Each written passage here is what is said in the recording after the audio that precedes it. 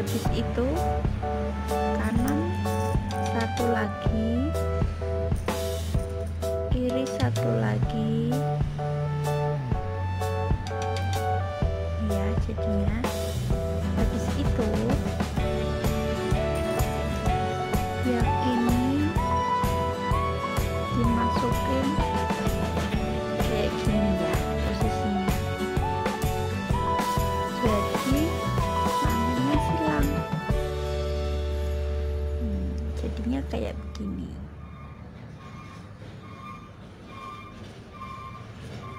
Habis itu kita ulang lagi, sebelah kiri satu, sebelah kanan satu, kemudian ini satu, ini satu, satunya buat kunci, nanti jadinya silang. Jadinya silang kayak gini ya, jadinya kayak gini. Cantik kan?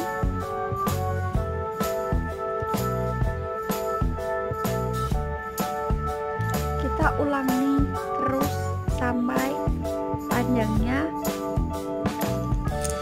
18 cm ya, atau mutiaranya ini berbaris 16 baris. Kita ulang sampai 16 baris mutiara.